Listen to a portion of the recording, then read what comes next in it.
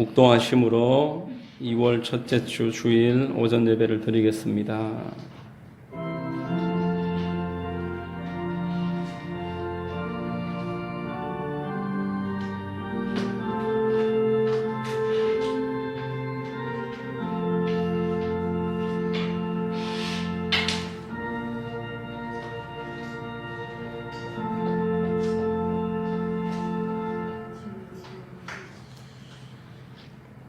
너희는 유혹의 욕심을 따라 썩어져 가는 구습을 따르는 옛 사람을 벗어버리고 오직 너희의 심령이 새롭게 되어 하나님을 따라 의와 진리의 거룩함으로 지으심을 받은 새 사람을 입어라. 아멘.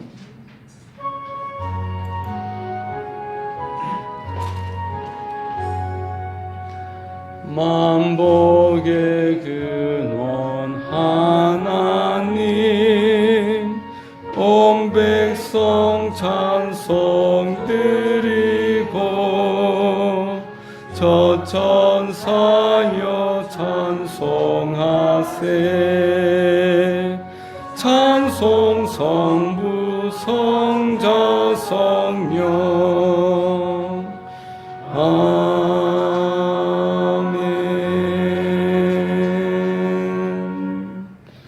우리 다 함께 성시 교독하겠습니다. 교독문 68번 주보를 참고하시고 한 절씩 교독하겠습니다. 제가 먼저 읽고 마지막 절은 합독하겠습니다. 외치는 자의 소리여 이르되 너희는 광야에서 야훼의 길을 예비하라.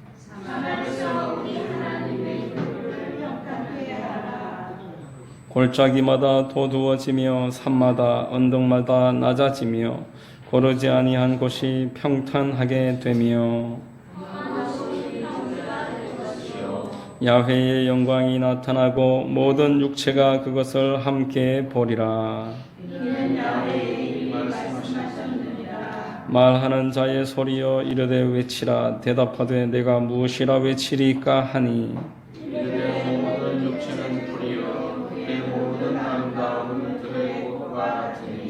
풀은 마르고 꽃이 시듬은 야훼의 기운이 그 위에 불미라. 이 백성은 실로 풀이로다. 같이 읽습니다. 풀은 마르고 꽃은 시드나 우리 하나님의 말씀은 영원히 서리라 하라. 아멘.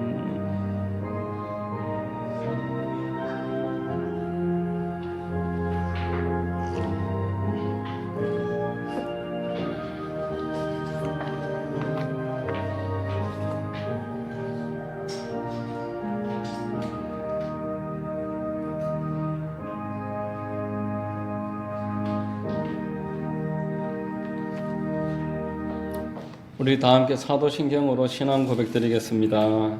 전능하사 천지를 만드신 하나님 아버지를 내가 믿사오며 그 외아들 우리 주 예수 그리스도를 믿사오니 이는 성령으로 잉태하사 동정녀 마리아에게 나시고 본디오 빌라도에게 고난을 받으사 십자가에 못 박혀 죽으시고 장사한 지 사흘 만에 죽은 자 가운데서 다시 살아나시며 하늘에 오르사 전능하신 하나님 우편에 앉아 계시다가 저리로서 산자와 죽은 자를 심판하러 오시리라.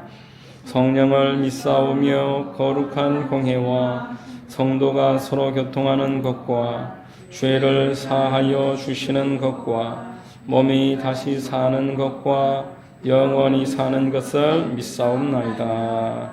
아멘.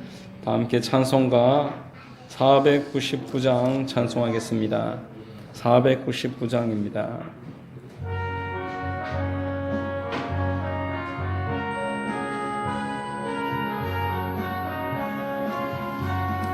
흑암에 사는 백성들을 보라. 수많은 심령 멸망하겠네. 그 누가 갈까. 주의 복음 들고 생명을 구원하는 곳으로. 큰 권세 주께 있으니 큰 권세 주께 있으니 너는 가서 주의 복음 전하라. 주가 너 항상 지키리라.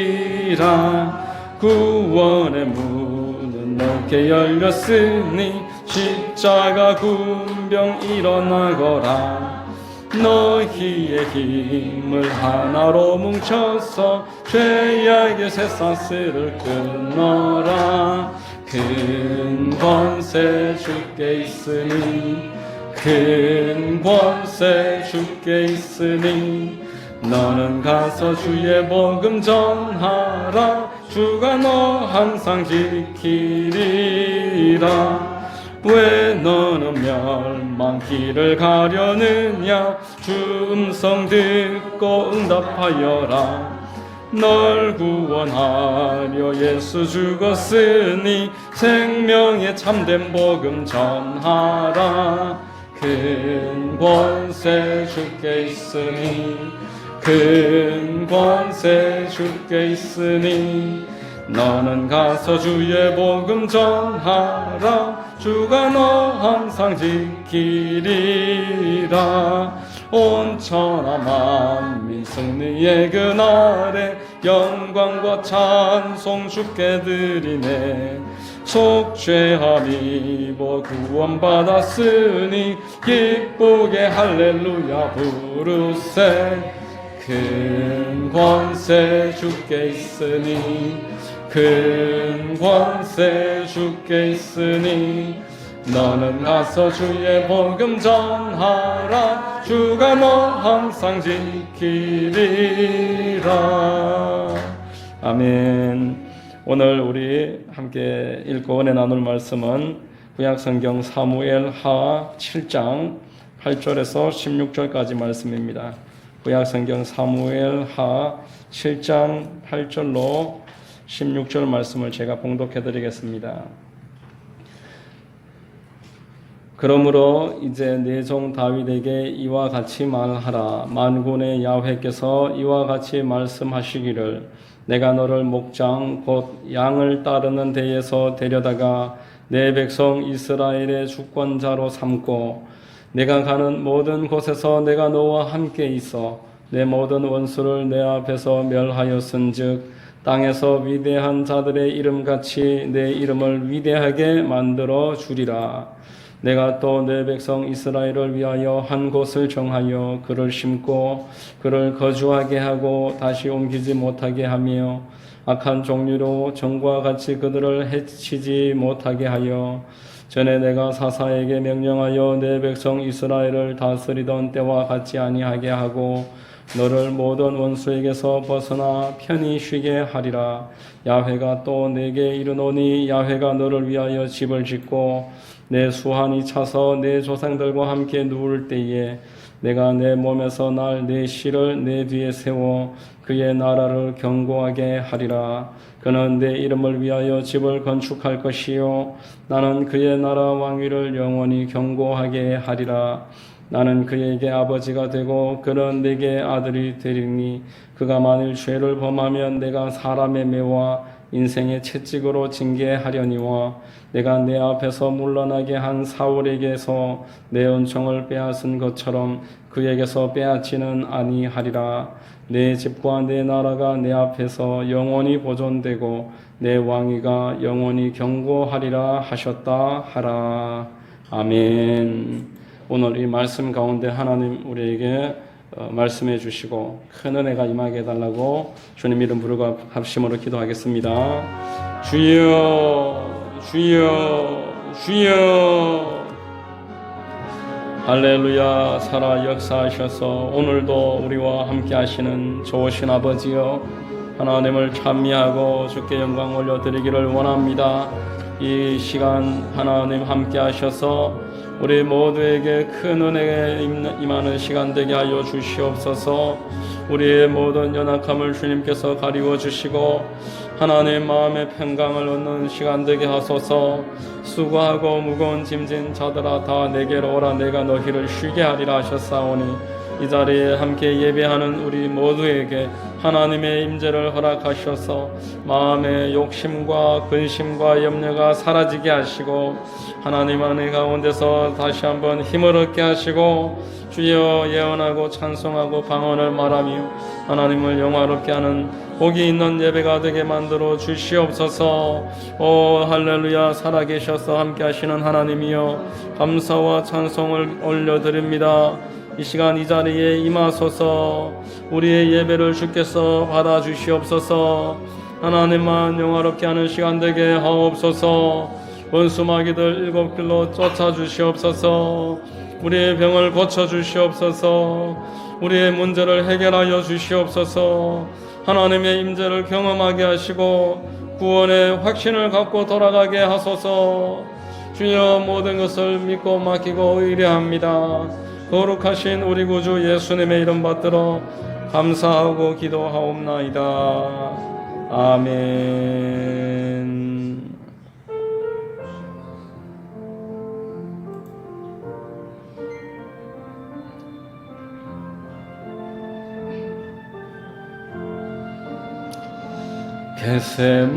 겟세마네 동산에서 기도하실 때 주님의 땀방울은 피로 변했네.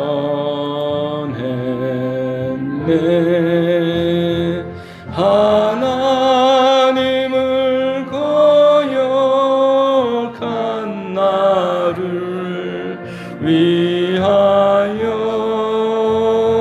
순종의 속죄 피를 흘려주셨네.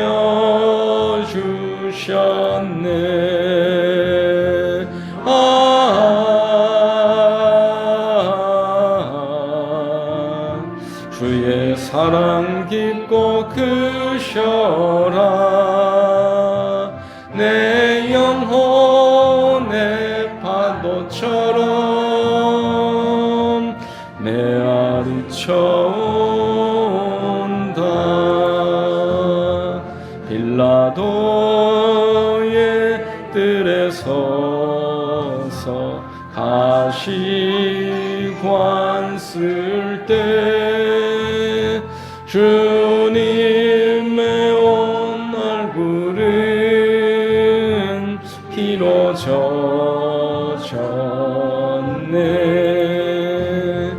온 인류의 저주를 속하시려고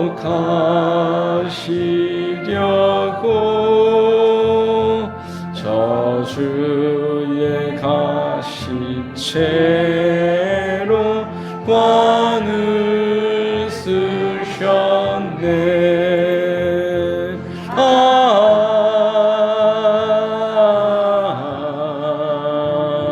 주의 사랑 깊고 크셔라. 내 영혼의 파도처럼 메아리쳐 온다. 빌라도의 군인들이 때린 채찍에 찢어서 피로 물든 주님 등허리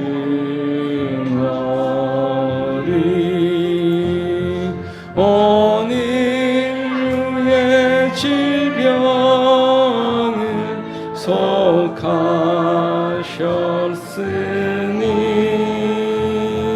치료의 강물에서 넘쳐 흐르네.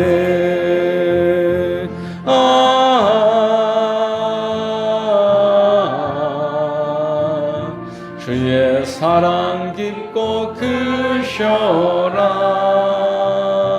내 영혼의 파도처럼 메아리쳐 온다. 골고다의 십자가에 달리신 주님, 손과 발 옆구리에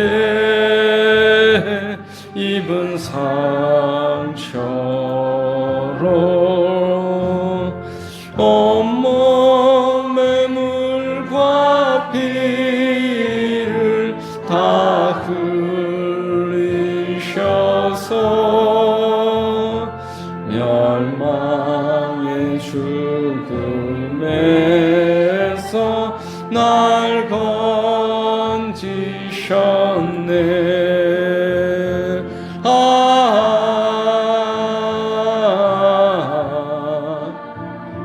주의 사랑 깊고 크셔라.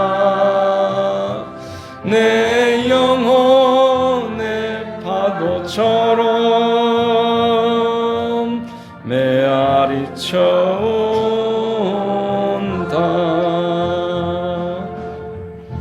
아멘. 예배를 위해서 기도하겠습니다. 살아 역사하셔서 오늘도 함께 하시는 좋으신 우리 아버지 하나님, 지난 1월 달도 은혜 가운데 지나게 하시고 복된 2월 성찬 주일 아버지 앞에 예배할 수 있도록 은혜 주셔서 감사합니다. 하나님께서 이 시간 우리에게 큰 은혜 부어 주시옵시고 오직 예수 그리스도의 보혈만을 의지하여 하나님 앞에 나아가는 복이 있는 시간 되도록 도와주시옵소서. 하나님, 이 자리에 함께 예배하는 우리 성도님들 모두 하나님 마음에 합당한 은혜를 허락하시고 하나님을 사랑하고 사람을 사랑하고 주의 뜻을 사모하는 그런 귀하고 복이 있는 성령 충만함을 허락하여 주시옵소서. 좋으신 아버지 하나님, 나라와 민족에 여러 혼란스러운 일들이 있을지라도 하나님의 역사가 그대로 진행되고 있음을 믿습니다. 하나님이 이 자리에 역사하시고 이 나라 가운데 역사하셔서 여러 불미스러운 일들이 잠잠해지게 하시고 하나님 은혜만이 공의만이 흐르는 나라와 민족 되게 하옵소서. 대통령과 위정자들과 모든 하나님의 정치, 경제, 사회, 문화에 세우신 일꾼들의 주의 역할을 잘 감당하고 그 뜻을 받들어 나라를 이끌어가기에 부족하지 않도록 도와주시옵소서. 좋으신 하나님, 북녘 땅의 동포들을 불쌍히 여기시고 속히 복음 안에서 통일을 허락하여 주옵소서. 이제 이번 주에 민족의 명절이 연휴가 시작됩니다. 하나님, 우리 모든 성도님들 세상 가운데서 하나님 가족들과 교류할 때에 빛과 소금 되게 하시고 복음 전파하게 하시고 화합하는 시간 되도록 역사하여 주시옵소서. 하나님께서 함께 하시는 가운데 불신자들에게 복음 전하는 복이 있는 기회가 생기도록 역사하여 주시옵소서. 주여, 이 시간에 하나님 말씀을 나눌 때에 주님 영광 받아 주시옵소서.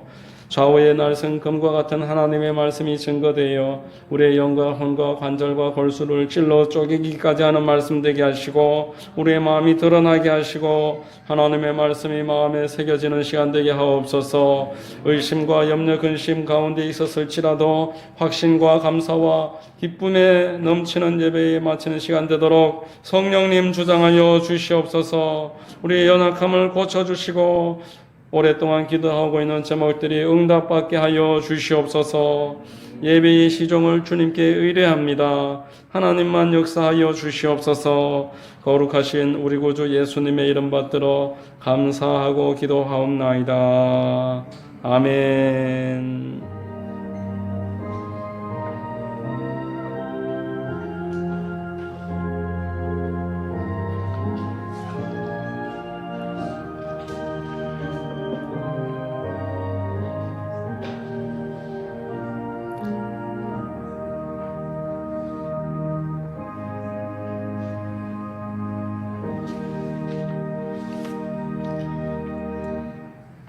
할렐루야.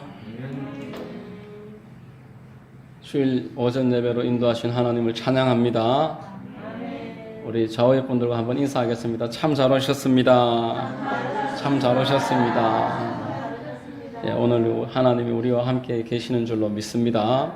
저는 봉독해드린 사무엘하 7장 말씀을 통해서 다윗에게 주신 확실한 은혜라는 제목으로 하나님 말씀을 전하겠습니다.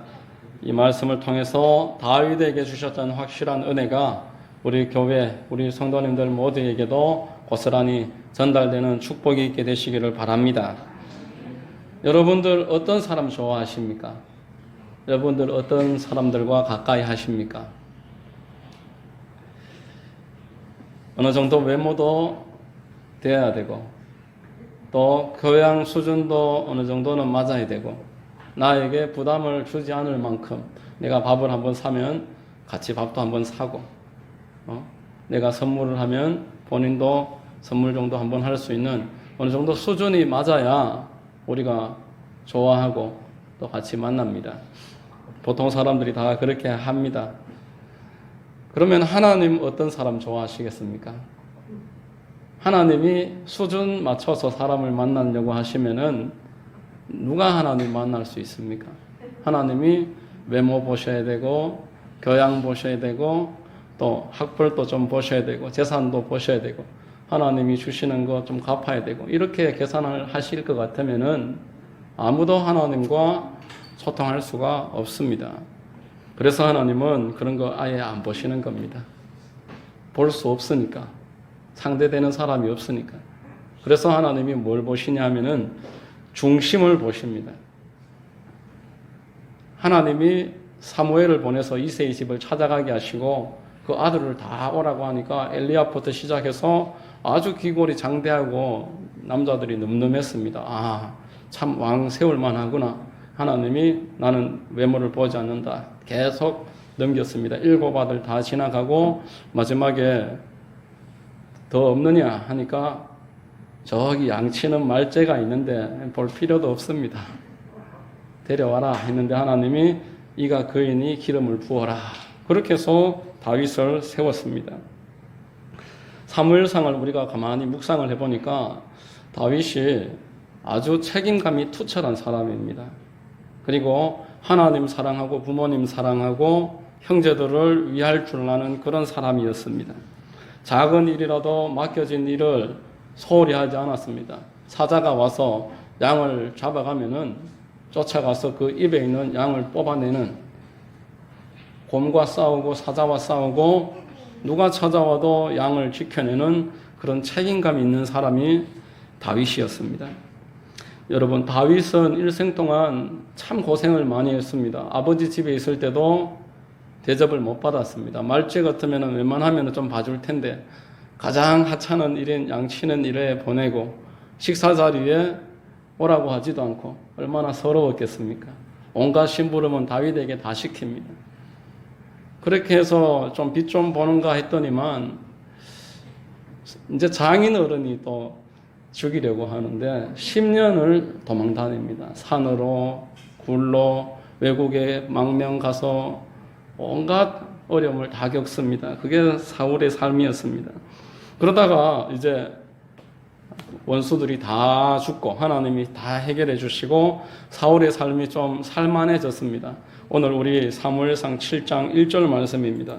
야훼께서 주위의 모든 원수를 무찌르사 왕으로 궁에 편안히 살게 하신 때에 자, 다윗을 죽이려고 했던 사울 왕이 블레셋과 전쟁에서 그 아들들과 함께 죽임을 당한 다음에 유다만 이렇게 다윗이 맡아서 왕으로 세워졌었는데 7년 만에 이스라엘 전체를 통일하게 됩니다. 블레셋도 무찌르고 언약궤도 되찾아오고 왕궁도 건설을 하고 이제 다윗에게는 부족한 게 없어졌습니다. 여러분, 사람의 본성이 언제 나타납니까? 힘들 때는 뭐 너나 할 것 없이 대단히 겸손합니다. 겸손하고 깍듯하게 인사도 잘하고 그러나 형편이 풀리면은 어떻게 됩니까? 목에 시쳇말로 기부스를 하는 것입니다. 몇 해 전에 우리 하만의 군의원 군수를 뽑을 때에 저 시장에 계시는 어느 분 그 아드님이 군의원에 출마를 했는데 지나만 가면은 전도하러 지나가는 사람에게도 그렇게 깍듯하게 인사를 하는 겁니다. 제가 전도하면서 그렇게 인사 받아본 적이 처음인데 깍듯하게 인사를 하고 45도로 숙여서 두 손으로 명함을 내밀기를 10번 또 더 받았을 겁니다. 근데 지난주에 저기 전도하다가 지나가다가 마주쳤는데 딱 눈이 마주쳤는데 본체만치 않은 겁니다. 이제 그 사람 본성이 이제 거기서 나타나는 겁니다. 힘들 때 겸손하고 아쉬울 때 깍듯한 것은 뭔가 도움을 받기 원해서 그랬던 것이고, 목적을 달성하고 나면은 그때부터는 이제 그 본성이 이제 나타나는 거죠. 본 마음이 드러나는 겁니다. 그런데 이 다윗은 성경을 보니까 형편이 이렇게 잘 풀렸는데 왕이 되고 전국을 통일하고 원수들을 다 처리하고 이렇게까지 형편이 좋아졌는데도 그 마음이 변하지 않습니다.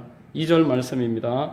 왕이 선지자 나단에게 이르되 볼지어다 나는 백향목 궁에 살거늘 하나님의 궤는 휘장 가운데 있도다. 나는 가장 좋은 재료를 사용해서 궁을 만들어서 원수들도 다 처리되고 잘 지내는데 하나님의 궤를 모셔왔는데 천막에 이렇게 두는 게 원래 풍습이고 하나님의 뜻이고 그렇게 전해왔기 때문에 천막에 있는 것을 보니까 마음에 걸리는 겁니다. 여러분 어려울 때 눈물로 호소하면서 하나님 살려만 주시면은 그랬다가 이제 문제가 해결되거나 또 문제가 빨리 해결되지 못하면은 그 사람은 자기가 했던 말도 기억하지 못하는 것이 실상입니다. 이런 사람들은 하나님이 오늘 다윗에게 주시는 확실한 은혜를 우리가 읽게 될 것인데 이 확실한 은혜와는 거리가 먼 사람이 되는 것입니다. 하나님은 고생할 때도 또 어려울 때도 이제 좀 살만해졌을 때도 다른 사람보다 내가 더 높아졌을 때에도 여전히 중심을 다해서 하나님을 따랐던 다윗에게 내 마음에 합한 사람이다. 그렇게 이야기합니다. 사도행전 13장 22절 말씀에 다윗을 왕으로 세우고 증언하여 이르되 내가 이새의 아들 다윗을 만나니 내 마음에 맞는 사람이라 내 뜻을 다 이루리라. 잠언서 25장 13절 말씀에 충성된 사자는 그를 보낸 이에게 마치 추수하는 날의 얼음 냉수 같아서 능히 그 주인의 마음을 시원하게 하느니라 라고 말씀했습니다. 다윗은 하나님께 마음이 합한 사람이었습니다. 하나님께 충성을 다하는 사람이었습니다. 외모나 학벌은 남들보다 좀 뒤처졌지만 그 마음만은 변함없이 하나님 앞에 끝까지 자신의 그 원래 했던 말과 또 초심을 잃지 않고 그 모든 것들을 변함없이 이어갔던 사람이었습니다. 우리가 신앙생활을 하다 보면은 어려울 때는 하나님 앞에 나오지만 그러나 문제가 해결되면은 또 내가 원했던 만큼 문제가 빨리 해결되지 않으면은 사람들이 마음이 쉽게 변하는 것을 보게 됩니다. 하나님이 충성된 사람을 찾는다. 그리고 한결같은 사람을 찾으신다는 것은 그 테스트 기간이 있다라는 것을 의미하는 것입니다. 여러분, 아브라함은 25년 동안 이삭을 기다렸고 다윗은 10년 동안 그 사울 왕의 그 추격을 피해 다니면서 도망 다녔습니다. 이런 시간을 거쳐야지만 그래야만 이 사람이 정말 충성된 사람인지 한결같은 사람인지 알 수가 있지 않겠습니까? 나오는 족족, 기도하는 족족 다 내 뜻을 이루게 된다면은 그 사람이 하나님 마음에 합한 사람인지 충성된 사람인지 변하지 않은 사람인지 무엇으로 알 수가 있겠습니까? 알 수가 없는 것입니다. 성경이 진짜와 가짜를 계속 말하는 것은 진짜와 가짜의 차이는 한결같이 변함없는 것을 말합니다. 진짜 친구는 어려울 때 친구를 위해서 대신 죽어줄 수 있는 친구가 진짜 친구라고 했습니다. 어려울 때 양떼를 버리지 않는 목자가 참된 목자다라고 성경에서 말했습니다. 그러므로 고난의 때가 찾아왔을 때에 내가 원하는 대로 내 목적을 빨리 달성하지 못하고 있을 지금에 끝까지 하나님 앞에 견디고 인정받아서 충성된 사람으로 여김을 받는 그런 은혜가 여러분들에게 있게 되시기를 주의 이름으로 축원드립니다. 그런데 여러분, 오늘 다윗의 이 말은 하나님의 원래 계획과 일치된 것이 아니었습니다. 하나님이 다윗을 기뻐했던 것은 다윗이 하나님의 모든 것을 다 알고 있었기 때문이 아니었다라는 것입니다. 자, 우리 오늘 4절로 7절까지 말씀을 함께 읽어보겠습니다. 그 밤에 야훼의 말씀이 나단에게 임하여 이르시되 가서 내 종 다윗에게 말하기를 야훼께서 이와 같이 말씀하시되 내가 나를 위하여 내가 살 집을 건축하겠느냐 내가 이스라엘 자손을 애굽에서 인도하여 내던 날부터 오늘까지 집에 살지 아니하고 장막과 성막 안에서 다녔나니 이스라엘 자손과 더불어 다니는 모든 곳에서 내가 내 백성 이스라엘을 먹이라고 명령한 이스라엘 어느 지파들 가운데 하나에게 내가 말하기를 너희가 어찌하여 나를 위하여 백향목 집을 건축하지 아니하였느냐고 말하였느냐 이렇게 말씀을 합니다. 하나님께서 왜 내가 말하지도 않았는 것을 네가 지금 하느냐 내가 언제 그거 하라고 하느냐 그렇게 책망하고 계시죠. 어떻습니까? 하나님이 내가 언제 집 지어 달라고 했느냐 그렇게 지금 책망하시고 계십니까? 아닙니다. 하나님이 오히려 내 뜻과는 다르지만 나를 위하려고 하는 다윗을 기특하게 여기고 계십니다. 전혀 예상하지 않았는데 딸이 아빠에게 편지를 쓴다든지 초콜릿을 선물을 한다든지 기대하지 않았는데 어떤 예쁜 말을 하면은 그 마음이 흐뭇해져서 하나 받으면은 2개 갖다 주고 싶고 더 많은 것을 돌려주고 싶은 것이 부모의 마음일 것입니다. 하나님이 다윗이 전혀 생각하지도 않았는데 원한 것도 아니고 하나님의 뜻에 맞지도 않은데 내 집을 지어주려고 하니까 내가 언제 집 지어달라고 했느냐. 그렇지만 하나님이 8절과 9절에 이렇게 말씀하십니다. 그러므로 이제 내 종 다윗에게 이와 같이 말하라. 만군의 야훼께서 이와 같이 말씀하시기를 내가 너를 목장 곧 양을 따르는 데에서 데려다가 내 백성 이스라엘의 주권자로 삼고 내가 가는 모든 곳에서 내가 너와 함께 있어 내 모든 원수를 내 앞에서 멸하였은즉 땅에서 위대한 자들의 이름같이 내 이름을 위대하게 만들어 주리라. 그리고 11절로 12절입니다. 전에 내가 사사에게 명령하여 내 백성 이스라엘을 다스리던 때와 같지 아니하게 하고 너를 모든 원수에서 벗어나 편히 쉬게 하리라. 야훼가 또 내게 이르노니 야훼가 너를 위하여 집을 짓고 내 수완이 차서 내 조상들과 함께 누울 때에 내가 내 몸에서 날 내 씨를 내 뒤에 세워 그의 나라를 견고하게 하리라. 어마어마한 축복을 사무엘하 7장에서 약속하셨습니다. 이게 바로 우리가 흔히 말하는 다윗의 언약입니다. 하나님이 다윗이 내 뜻에 맞지도 않고 물어보지도 않았지만 나를 사랑해서 나를 너무나 귀하게 여겨서 마음을 다하는 모습을 보고 감격하셔서 전에 없는 축복을 마음껏 부어주십니다. 땅에서 위대한 자들의 이름같이 만들어 주리라. 모든 원수에서 벗어나서 편히 쉬게 되리라. 내가 너의 집을 지어주고 너는 장수하게 될 것이고 너의 후손들을 내가 보장하리라. 이게 오늘 다윗이 하나님께 확실하게 보장받은 은혜입니다. 여러분, 하나님께서 마음에 작정하시고 한 가정과 한 개인을 축복하시려고 마음을 먹으시면은 얼마나 어디까지 높여주실지 우리가 측량할 수가 없습니다.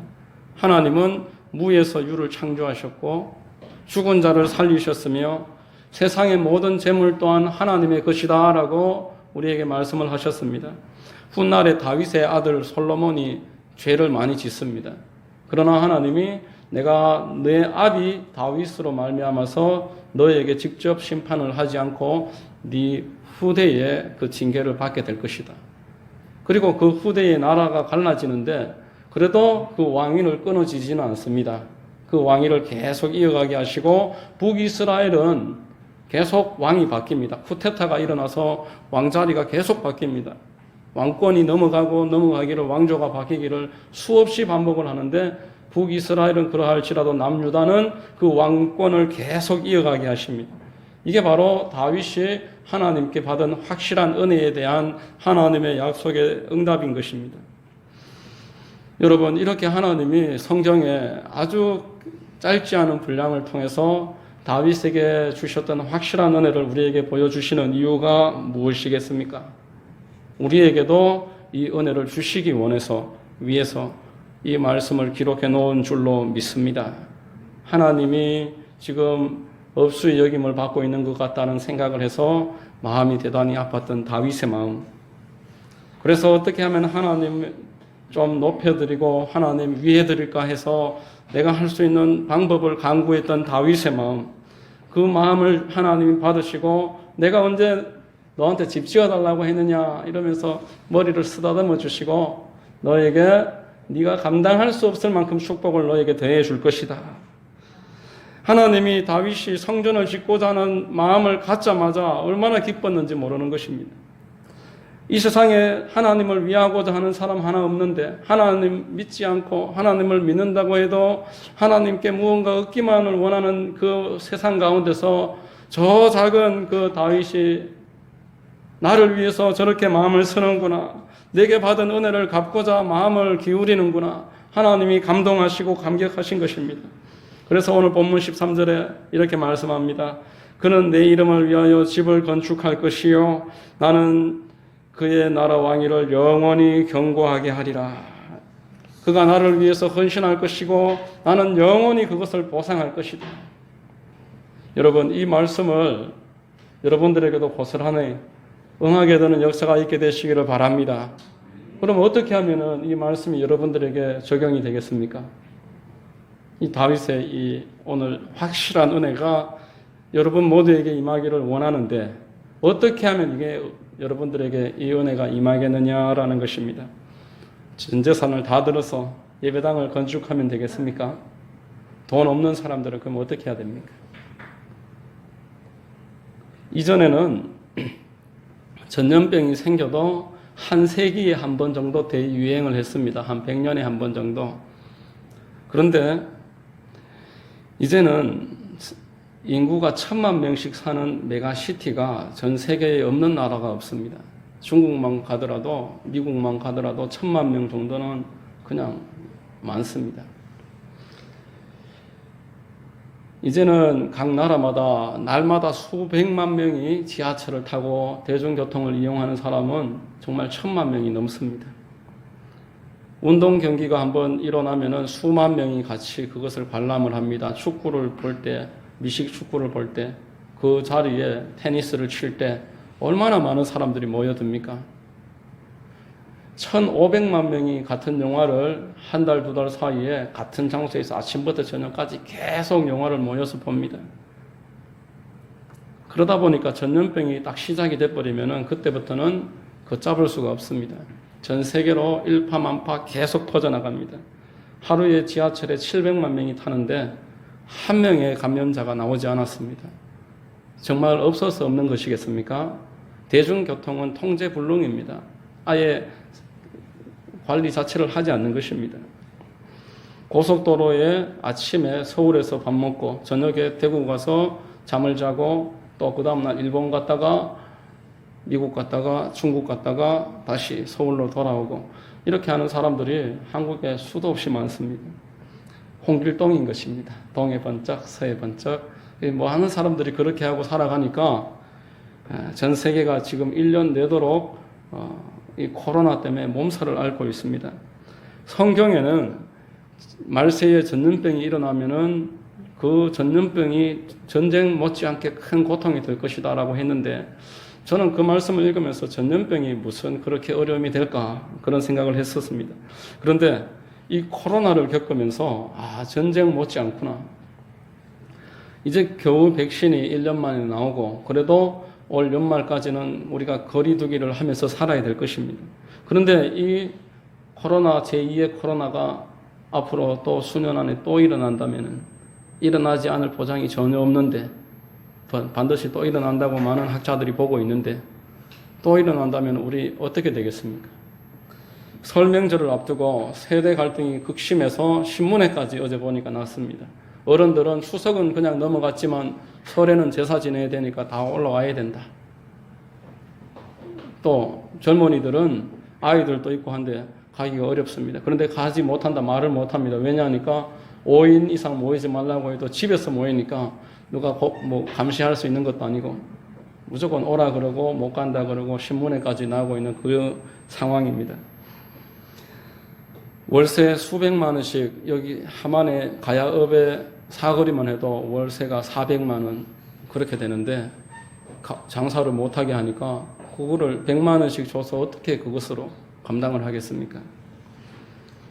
노인정이 폐쇄되니까 노인정 앞에 노인들이 이 추운데 앉아서 시간을 보내는데 갈 데도 없고 할 일도 없고 아무것도 할 수 없는데 그냥 시간만 추운데 앉아서 보내고 있는 노인들이 이 가야읍에도 부지기수입니다. 우리 교회만 하더라도 재작년까지만 하더라도 요양병원에 한 달에 한 번에서 2번 병문안을 갔었는데 작년에는 한 번도 못 갔습니다. 요양병원에 계시는데 1년 동안 아무도 찾아오지 않는 겁니다. 이것이 이 코로나의 무서움입니다. 그런데 이 코로나와 같은 전염병들이 앞으로 반복되는 이 상황에서 하나님의 이름을 위해서 헌신한다고 전 재산을 다 틀어서 성전을 멋지게 건축한다. 과연 그것이 하나님의 마음을 시원하게 해드리는 것일까 고민 안 해볼 수 없는 것입니다. 물론 우리가 예배 드리는 공간이 대단히 중요합니다. 예배 드리는 공간이 없으면 길거리에서 예배를 드려야 될 것이고 또 여러 가지 어려움들이 많을 것입니다. 그렇지만 오늘 성경에서 말하는 성전을 건축하는 것은 오늘날 우리가 적용할 때 예배당이 아니다는 것입니다. 하나님께서 오늘날도 확실한 은혜를 여러분들에게 주시기를 원하시지만 다윗이 했던 것처럼 예배당을 건축하는 것으로 하나님의 마음을 기쁘고 시원하게 해드릴 수가 없습니다. 하나님은 예루살렘 성전을 친히 허물어뜨리셨습니다. 돌 위에 돌 하나 남지 않게 하셨습니다. 그리고 언약궤를 감추셨습니다. 만일 지금 언약궤가 이 세상 가운데 있다면은 그 언약궤가 있는 곳만 사람들이 성전이라고 생각하고 그곳에 성지순례를 갈 것이고 지극정성으로 이 언약궤가 있는 성전을 섬길 것입니다. 그래서 하나님이 이 성전을 그리고 언약궤를 감추신 것입니다. 자, 그러면은 오늘 이 다윗의 이 마음, 하나님께 드리고자 했던 귀한 마음 어떻게 적용하겠습니까? 여러분, 교회가 언제 시작했습니까? 예수님이 승천하시고 성령이 임하시고 그때부터 교회가 시작했습니다. 그래서 오늘날 우리가 성전이 어디느냐 이렇게 물을 때에 성전은 바로 성령님을 모시고 있는 여러분들 한 분 한 분이 바로 성전이다 라고 성경은 우리에게 알려주고 있습니다. 고린도전서 3장 16절에 너희가 하나님의 성전인 것과 하나님의 성령이 너희 안에 계시는 것을 알지 못하느냐. 오늘날은 교회 공동체, 하나님을 주로 모시고 성령의 전이 되어서 서로 함께 이어져 가고 있는 저와 여러분들이 하나님 보시기에 성전이다라는 것입니다. 마가복음 10장 28절로 29절에 이렇게 말씀을 하십니다. 예수께서 이르시되 내가 진실로 너희에게 이르노니 나와 복음을 위하여 집이나 형제나 자매나 어머니나 아버지나 자식이나 전토를 벌인 자는 현세에 있어 집과 형제와 자매와 어머니와 자식과 전토를 100배나 받되 박해를 겸하여 받고 내세의 영생을 받지 못할 자가 없느니라 이렇게 말씀했습니다. 복음을 전하는 사람, 예수 이름을 전하는 사람에게 하나님께서 100배의 축복을 약속하신 것입니다. 무제한의 축복을 하나님이 준비하신 것입니다. 다윗이 하나님의 전을 지어드리기 원하는 마음을 먹었을 때 하나님이 기뻐하셨던 이 말씀과 오늘 마가복음 10장 29절과 30절의 이 말씀이 동일한 말씀입니다. 하나님이 우리에게 축복하시기를 원하시는데 무슨 마음을 원하시느냐? 예수 그리스도와 복음을 위해서 헌신하고자 하는 마음을 다윗이 성전을 건축하셨던 그 마음과 동일한 마음으로 받아주시겠다라는 것입니다. 여러분들이 성경의 말씀이 모두 다 중요하지만 그 가운데 어느 말씀이 가장 중요하다고 생각하십니까? 계속해서 반복해서 끊임없이 말씀하신 말씀이 복음을 전파라는 말씀입니다. 마가복음 16장 15절 말씀에 너희는 온 천하에 다니며 만민에게 복음을 전파하라 말씀하셨습니다. 마태복음 28장 18절로 20절에 예수께서 나와 말씀하여 이르시되 하늘과 땅의 모든 권세를 내게 주셨으니 그러므로 너희는 가서 모든 민족을 제자로 삼아 아버지와 아들과 성령의 이름으로 침례를 베풀고 내가 너희에게 분부한 모든 것을 가르쳐 지키게 하라. 볼지어라 내가 세상 끝날까지 너희와 항상 함께 있으리라. 여러분 성령 충만하다는 것이 무엇이겠습니까? 기도 많이 하는 것이겠습니까? 물론 기도하는 것도 중요하지만 세상의 다른 종교에서도 기도 많이 합니다. 그런 종교적인 열심과 또 내가 지금 시간이 있으면은 기도를 많이 하는 것은 어려운 일이 아닙니다. 어렵고 중요하고 하나님 앞에 헌신된 마음이 없이는 할 수 없는 것이 복음 전파인 것입니다. 복음을 전하는 것이 하나님이 오늘날 저와 여러분들에게 원하고 계시는 것이고 그 복음 전하고자 하는 이 세상에 흔치 않은 마음을 귀하게 여기시고 그 마음에 하나님이 확실한 은혜를 더해 주시는 줄로 믿습니다. 여러분 사도행전 1장 8절 한번 읽어보겠습니다. 시작. 오직 성령이 너희에게 임하시면 땅 끝까지 이르러 내 증인이 되리라. 자, 복음서 각 모든 사복음서 전체는 물론이고 사도행전에 와서도 마찬가지입니다. 성령이 임하면은 너희가 복음을 전할 수 있을 것이다. 부탁하시고 또 부탁하셨습니다. 여러분 성경에 담배 피우지 말아라 말씀 보셨습니까? 담배 피우지 말아라 말씀 보셨습니까? 그런 말씀 없습니다. 스펄전 목사님이 담배를 피우셨다고 해요. 전 세계에서 설교를 가장 잘하시는 분인데 왜 목사가 돼서 담배를 피웁니까? 성경에 담배 피우지 말라는 말씀 있으면 한번 찾아보세요. 그렇게 이야기했었다는 일화가 있습니다. 여러분 성경에 술 마시지 말라는 말씀 보셨습니까? 한 번 정도 있습니다. 만약에 사람들이 물론 저는 술, 담배 전혀 하지 않습니다. 목사가 술, 담배를 만약에 하면은 어찌 되겠습니까? 내가 저런 목사하고 같이 신앙생활을 할 수 없다. 그러시겠죠. 만약에 장로나 권사님이 술, 담배를 하시면은 어떻게 되겠습니까? 아니, 목사가 말이야, 장로가 말이야, 권사가 말이야, 집사가 말이야 하면서 흉을 보실 것입니다. 그런데 하나님께서 독생자를 보내셔서 예수님이 내가 이 땅에 온 목적은 전도하는 것이다 하셨고 마지막에 십자가에서 죽으시고 부활하시고 이 내용을 땅끝까지 전파하라고 그렇게 수도 없이 반복해서 하신 복음 전하는 이 명령에 대해서는 안 지켜도 아무런 그러한 갈등이 없고 마음에 저 사람이 복음 전하지 않는다, 내가 복음 전하지 않았다, 이것에 대해서 고민을 하지 않는 것, 이것이 얼마나 큰 모순이겠습니까?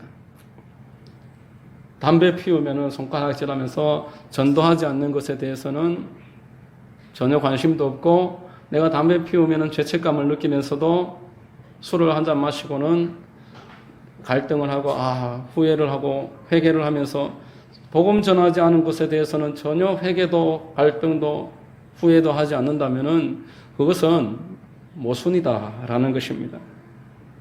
물론 코로나 시절에 원래 나오시던 성도들도 거의 지금 한 5분, 6분이 못 나오고 있는 이 상황에 누구를 교회에 데리고 오겠습니까?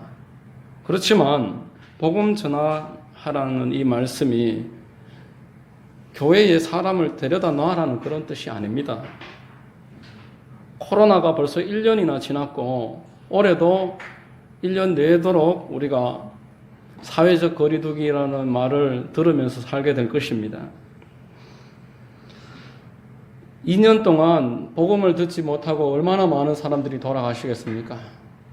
우리가 늘 가던 경로당에 가니까 올해 제가 1월 달에 음료수하고 건빵을 좀 사들고 찾아가 봤는데 2분이 벌써 안 보이시더라고요. 1년 동안 안 간 사이에 80, 90 되신 분들이 벌써 한 분씩 자연히 돌아가시는 거죠. 요양병원에 가셨다는 분도 있고 돌아가셨다는 분도 있고 아들 집으로 이제 가서 안 온다는 분도 있고 이제 서서히 1년, 2년 사이에 3분, 4분 다시는 볼 수가 없게 돼버렸습니다. 여러분, 그분들이 듣든지 안 듣든지 그분들의 소관입니다. 우리가 할 일은 하나님의 말씀에 순종해서 복음을 전하라는 것이고, 지금도 복음을 전하면은 믿음으로 받아들이고 코로나가 끝나면은 가겠다라고 하는 그런 사람들을 나가시면은 여러분 주변에 얼마든지 만날 수 있습니다. 여론이 좋지 않은 것 같아도 안 듣는 거는 그분들 탓이고 그분들 책임이고, 우리는 성도들은 복음을 전하는 것이 우리의 의무다라는 것입니다. 여러분, 예수님이 이 땅에 왜 오셨습니까? 예수님이 이 땅에 왜 오셨습니까? 복음 전하려고 오셨습니다. 교회의 이 땅의 존재 목적이 무엇입니까? 복음 전하는 것이 이 땅의 우리 교회의 존재 목적입니다. 그 존재 목적을 잃어버리면 어찌 되겠습니까? 학생이 자기 존재 목적을 잃어서 학교에 갔는데 뭐하러 왔는지 모른다. 그러면 학교에 그만 다녀야 될 것이고, 또 불량서클과 어울려서 중도에 낙오하게 될 것입니다. 일하러 갔는데 회사에 도착해서 내가 무엇 때문에 여기 왔는지 모르면은 그 사람은 그 회사에 필요 없는 사람이 될 것이고, 출세하고 성공하는 일은 그에게서 멀리 떨어지게 될 것입니다. 성도가 전도하는 일을 잃어버리면 어찌 되겠습니까? 성령 충만은 사라지고 하나님이 주신 은혜를 잃어버리게 되는 것입니다. 하나님이 다윗이 복음 전하고자 하는 마음의 열정을 가지자 그 마음을 기뻐 받으셨습니다. 다윗은 손에 피를 많이 묻힌 사람입니다. 전쟁을 많이 한 사람입니다. 그래서 너는 전쟁을 많이 했고 피를 많이 묻혔으니까 성전을 건축할 수 없고 그 아들이 하게 될 것인데 준비하는 일을 네 몫으로 알고 준비를 하여라 말씀하셨습니다. 그래서 솔로몬이 건축을 하고 다윗은 일생 동안 그 일을 준비하는 역할을 했었습니다. 그럼에도 불구하고 하나님은 다윗에게 이렇게 큰 은혜를 주셨습니다. 하나님이 다윗을 높이시고 그의 집을 세우시고 그의 수명을 보장하시고 그 후손을 지키시겠다고 약속을 하시고 그대로 다 이루셨습니다. 여러분, 먼저 마음에 내가 이제 하나님 기뻐하시는 일을 위해서 하나님의 뜻을 위해서 복음 전하리라 마음에 결정하는 것부터가 출발입니다. 당장 한 사람도 데리고 올 수 없지만 오자고 할 필요가 없습니다. 복음 전하면 되는 것입니다. 전도지를 만들어서 바카스라도 한 통 들고 저기 버스 택시 줄 서 있는 곳에 가서 한 병씩 나눠 드려보시고 복음 전하면은 아무도 뭐라 하시는 분 없습니다. 고맙습니다. 한번 가지요. 어느 교회 어디 있습니까? 지금도 나가면은 다 그렇게 물어보십니다. 우리가 먼저 마음에 의기소침해서 복음을 전하지 않을 뿐이고 또 복음 전해야 된다는 것에 대해서 망각하고 있을 따름인 것입니다. 그러므로 여러분, 주변에 불신자들이 있고 여러분들이 날마다 만나는 분들에 대해서 하나님이 지금 나에게 원하시는 것이 무엇인지 분명하게 기억하시기를 바랍니다. 하나님은 여러분들에게 복음 전하기를 원하고 계시고 그것을 여러분들에게 부탁하셨습니다. 여러분, 그 사람들이 여러분들이 아니고서는 복음 들을 기회 자체가 없습니다. 그리고 때가 되면은 그분들은 영원히 복음을 들을 수 없는 곳으로, 복음을 듣지 못해서 영원히 후회하게 되는 곳으로 다 떠나가게 되는 것입니다. 그리고 하나님은 그것에 대한 책임을 우리에게 물으십니다. 내가 너에게 맡겼는데 너가 복음을 전하지 않았다. 책망하십니다. 그러나 복음 전하고자 하는 마음만 가져도 기뻐하시고, 그리고 여러분들에게 큰 은혜와 복으로 대갚아 주시는 분이 하나님이신 줄로 기억하시기를 바랍니다. 하나님 복음 전하고자 세상에 흩어져서 복음 전하는 사람들, 망한 사람 한 사람이 없습니다. 어떤 곳에 가서 아무것도 없는 곳일지라도 복음만 들고 가서 기도하면서 복음 전하면은 하나님이 다윗에게 주셨던 확실한 은혜를 그에게 허락하십니다. 그의 모든 먹고 마시고 생활에 필요한 것들에 대해서 책임지시는 분이고, 그가 갖고 있는 마음의 계획과 소원에 대해서 먼저 하시고 하나님이 그 시온의 대로를 활짝 열어주시는 분이심을 기억하시기를 바랍니다. 여러분 모두 주변 모든 사람들에게 복음 전하고자 하는 열정을 가지십시오. 그것이 출발입니다. 그런 마음만 가져도 하나님 기뻐하시는 것입니다. 왜 못했느냐? 왜 교회에 한 명도 데리고 오지 못했느냐? 그렇게 묻지 아니하시고 그 마음만 가지고 할 수 있는 일을 시작을 했을 때에 솔로몬과 함께 같이 할 수 있도록 준비하는 일을 내가 하고 솔로몬은 직접 준비하고 모든 복을 하나님이 다 채워주셔서 그 모든 생활 가운데 건축하고 또 그 후손들이 살아가는 일에 있어서 하나님이 다 책임지셨습니다.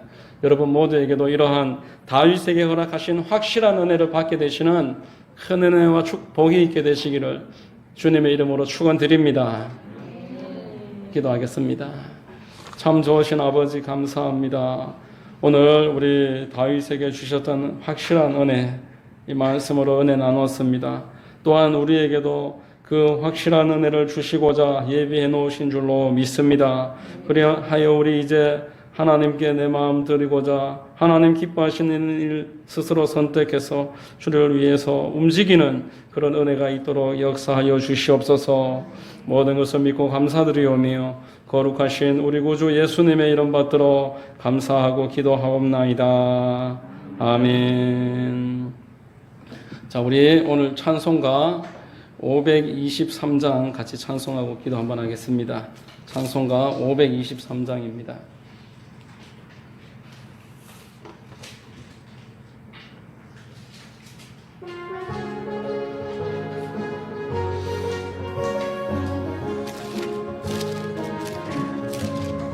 어두운 죄악 길에서 목자 없는 양같이 못 찾아 헤맨다.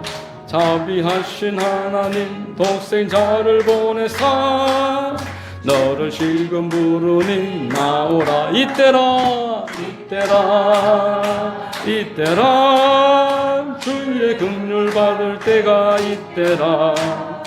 지금 주께 나와 겸손하게 아뢰라.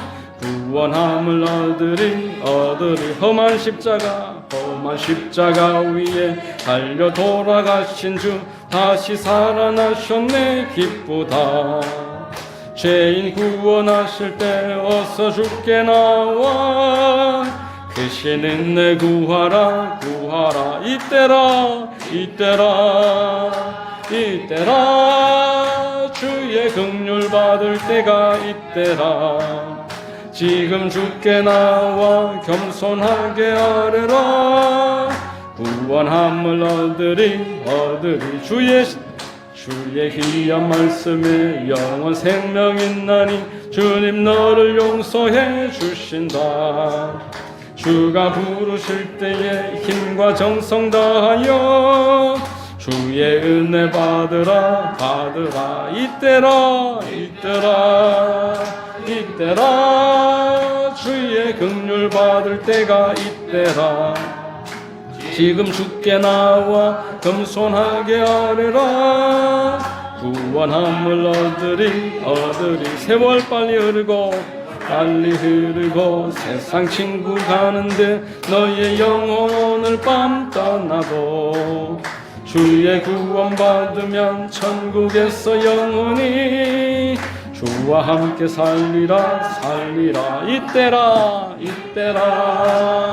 이때라 주의 긍휼 받을 때가 이때라. 지금 주께 나와 겸손하게 아뢰라. 구원함을 얻으리 아멘. 할렐루야. 여러분 오늘 말씀 생각하시면서 하나님이 여러분들 복 주시려고 부르셨습니다. 그리고 여러분들이 하나님께 마음만 드리고자 마음을 먹으면은 하나님 그 마음을 기뻐하시고 받으십니다. 그 일이 되도록 만들어 주십니다. 그러므로 주의 확실한 은혜를 받기 위해서 우리 또한 우리에게 허락하신 부탁하신 복음 전하는 일에 대해서 오늘 이 시간 다시 한번 결단하고 하나님 그 마음이 계속 이어져서 너에게 열정이 되게 해주시고 복음 전하는 일 감당할 수 있도록 사명을 더하여 주시옵소서. 우리 주님 이름 부르시고 합심으로 기도하겠습니다. 주여 주여 주여. 할렐루야. 살아 역사하시는 좋으신 하나님,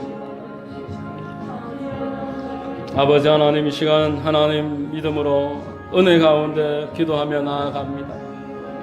하나님 이 시간에 우리에게 은혜를 더하여 주시고 함께 기도하는 성도님들 한 분 한 분에게 놀라운 은총 허락하여 주시옵소서. 복음 전하라고 우리를 부르셨고 우리에게 축복하시고 오늘도 이 귀하고 복된 시간 허락하신 줄로 믿습니다. 우리에게 예비해 놓으신 큰 은혜가 큰 상급이 있는 줄로 압니다.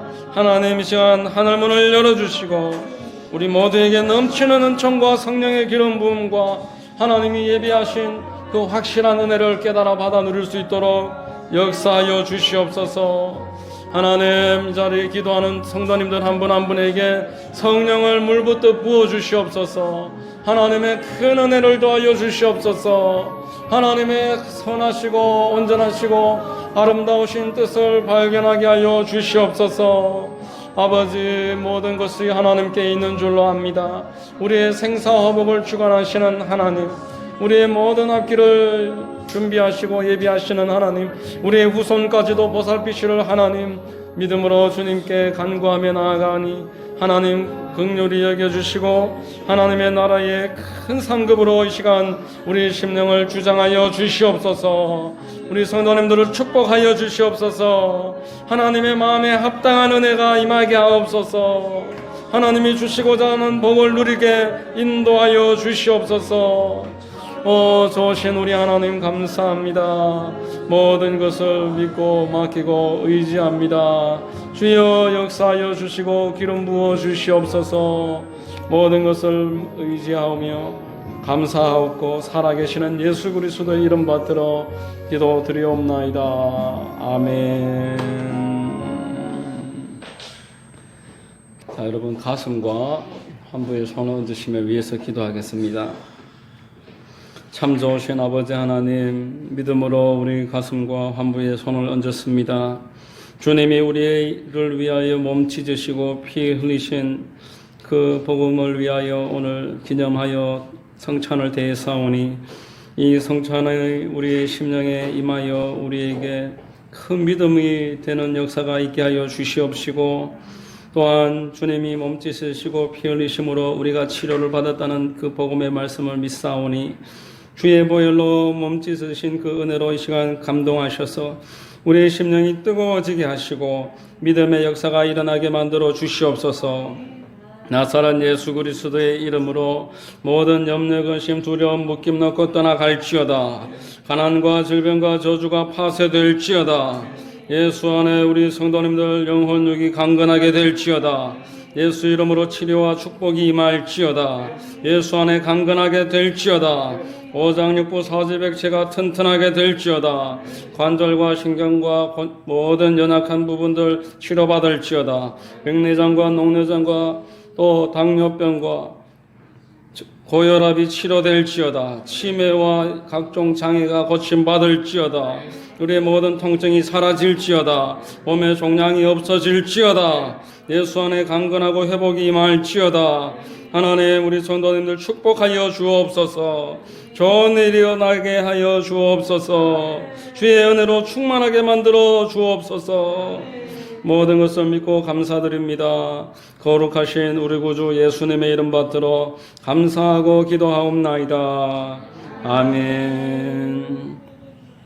할렐루야. 하나님 감사합니다. 하나님 감사의 영광에 박수 올려드립니다. 하나님 감사합니다. 하나님이 우리 기도에 응답하실 줄로 믿습니다. 여러분 오늘 광고 교회 소식 잠깐 말씀드리겠습니다. 오늘 우리 예배를 마치고 생일 축하 시간을 잠깐 갖겠습니다. 오늘 생일 되시는 분들 함께 기도하고 케이크도 좀 나누고 하는 시간을 가질 텐데 같이 축하해 주시기를 바랍니다. 그리고 이번 주 목요일부터 설 연휴입니다. 그래서 12일 날 금요일 날은 그날 하루 전체 기도회를 쉬도록 하겠습니다. 나머지 목요일하고 토요일은 시간이 되시는 분들은 예전처럼 기도에 나오시면 되겠습니다. 다른 내용을 참고해 주시고 한영순 모매님이 아라 한국병원에 지금 입원해 계십니다. 주중에 한번 병문안을 갔었는데 누워 계시고 골절은 아니고 넘어지셔서 좀 요양이 필요한 그런 상황인데 기도해 주시고 그렇게 관심 가져주시기 바랍니다. 다른 내용들은 주보를 참고하시고 교회를 위해서 계속 기도해 주시고 전도하는 일, 또 도시락을 나누는 일, 이 모든 일에 같이 참여해 주시고 기도해 주시기를 부탁드리겠습니다. 이제 우리 찬양하고 드린 예물을 봉헌하겠습니다.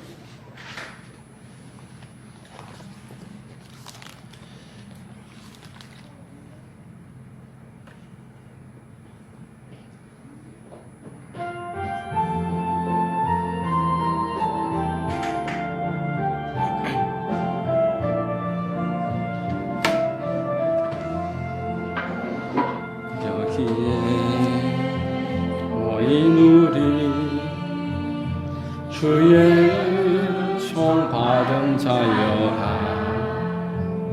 주께서 이 자리에 함께 계심을 아노라.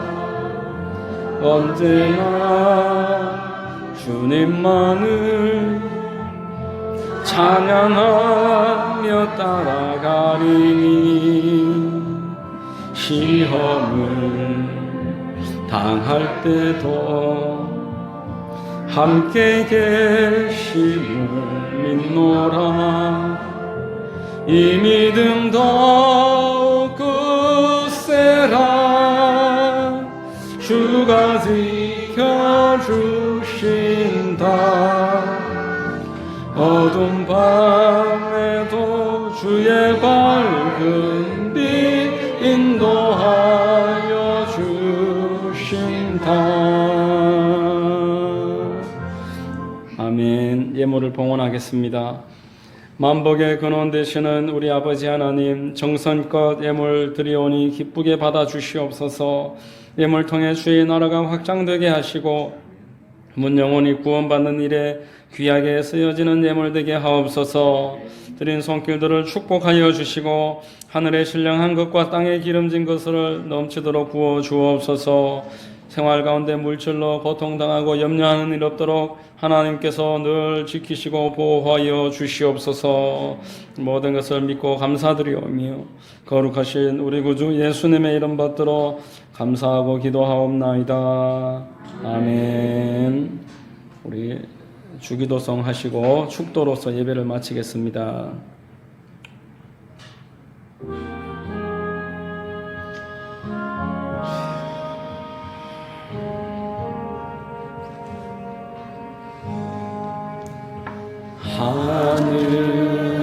하늘에 계신 아버지 이름 거룩하사 주님 나라 임하시고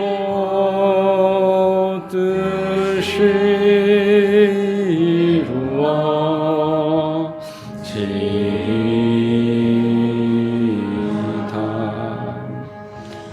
일용할 양식 주시고 우리들의 큰 죄 다 용서하옵시고 또 시험에 들게 마시고 악에서 구원하소서. 내게 주의 나라 주의 권세 주의 영광 영원히 아멘.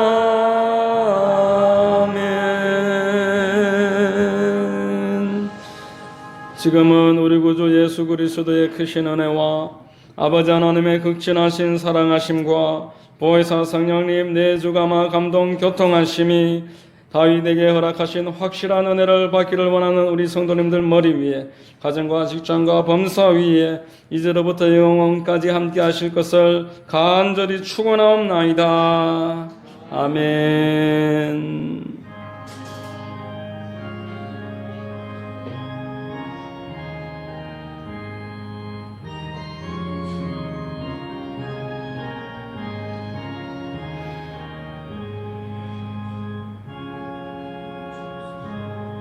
할렐루야. 하나님 감사합니다. 영광 돌립니다. 하나님 감사합니다.